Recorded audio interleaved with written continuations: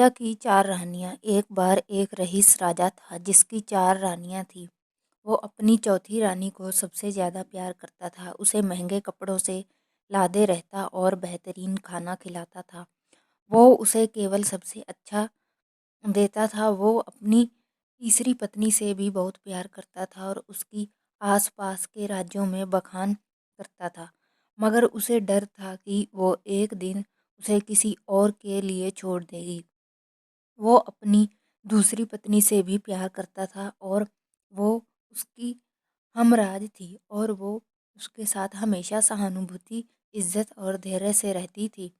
जब भी राजा को कोई परेशानी होती तो वो उसे बताता था ताकि वो राजा को उस परेशानी का हल बता सके।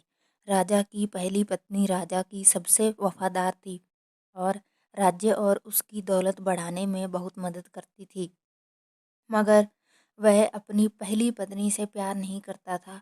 एक बार राजा बीमार पड़ गया और उसे समझ आ गया कि उसके पास समय बहुत कम है। इसीलिए उसने अपनी चौथी पत्नी से पूछा कि मैंने सबसे ज़्यादा प्यार तुमसे किया है और तुम्हें सबसे बेहतरीन चीज़ों से नवाजा है, तुम्हारा सबसे ज़्यादा ध्यान रखा है। अब जब मैं मरने जा रहा हूँ, क्या तुम मेरा साथ देने के लिए मेरे साथ चलोगी? तब उसके चौथी पत्नी ने जवाब दिया कि बिल्कुल नहीं। उसकी बात राजा के दिल में छुरी जैसी चुभी। अब दुखी राजा ने अपने तीसरी पत्नी से पूछा कि मैंने सारी जिंदगी तुमसे प्यार किया है, अब मैं जा रहा हूँ, क्या तुम मेरे साथ चलोगी? नहीं, ऐसा तीसरी पत्नी ने जवाब दिया। जिंदगी बहुत अच्छी है और जब तुम मरोगे तो मैं दोबारा से शादी करूँगी। जब मैं राजा का अब राजा का दिल बैठ गया था और वो अब ठंडा पड़ गया था।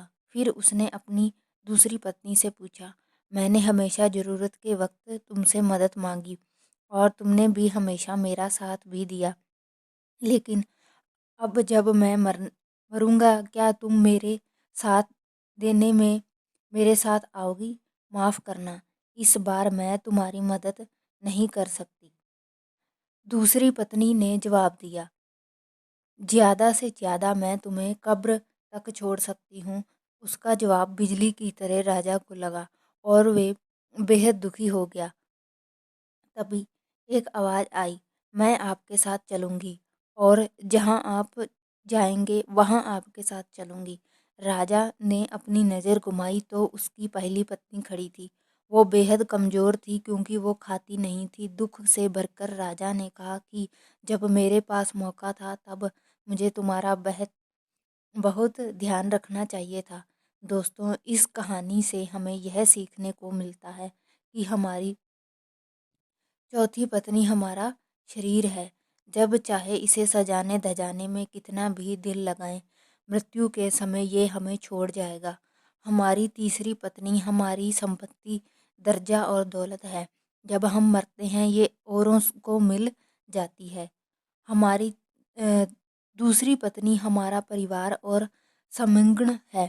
चाहे वो कितना ही हमारे साथ क्यों ना हो, ज़्यादा से ज़्यादा वो हमारे साथ शमशान तक ही आ जाएंगे, पर उससे आगे नहीं। हमारी पहली पत्नी हमारी आत्मा है जो अक्सर दौलत, ताकत और अहंकार छल से बेध्यान हो जाती है। मगर हमारी आत्मा ही एक ऐसी है जो जहाँ हम जाएंगे वहाँ तक जाएगी। इसीलिए इसे उपजाएं, ताकतवर बनाएं और इसका आज से ही ध्यान रखें। यही दुनिया में सबसे बड़ा तोहफा है।